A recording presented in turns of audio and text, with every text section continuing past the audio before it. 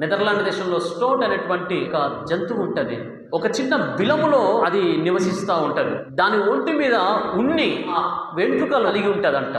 అందుకొరకు దీన్ని ప్రత్యేకంగా వేటాడి దాన్ని పట్టుకుంటారు. దాన్ని వారు పట్టుకునేటువంటి విధానం చాలా భిన్నమైందండి. చాలా భిన్నంగా వారు పట్టుకుంటారు. ఏం చేస్తారంటే, అది తన బిలములో నుండి వేట కోసం బయటికి వెళ్ళిపోయినప్పుడు ఇంత ఒక పిటికెడు బురద తీసుకొని ఆ బిలం ద్వారం దగ్గర కొంచెం పెడతారు అంతే.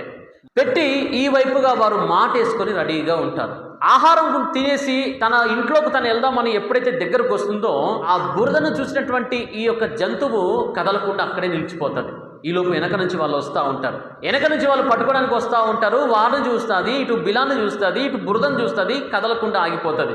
కొంత గొప్ప అంటించుకొని లోపలికి వెళ్ళిపోవచ్చు, బ్రతికిపోతుంది. కానీ తన నిర్ణయం ఏంటంటే, నేను చచ్చిపోవడానికైనా సిద్ధమే కానీ నా శరీరానికి మాత్రం కొంచెం బురద కూడా, మట్టి మాలిన్యం కూడా అంటించుకోను అనుకుంటుంది.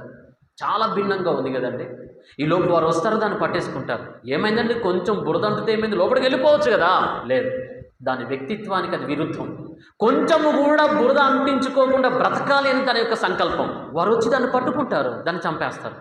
గమనించండి, ఒక జంతువు అంత ఖచ్చితంగా ఏ విధమైన మాలిన్యం అంటుకోకుండా బ్రతకాలి అనుకుంటున్నప్పుడు, దేవుని ఒక రక్తంతో కడగబడ్డ జనాంగం, ఆయన సొత్తు అయినటువంటి జనాంగం మనము మరి ఇంకెంత పరిశుద్ధంగా బ్రతకడానికి మనం సంకల్పించుకోవాలి.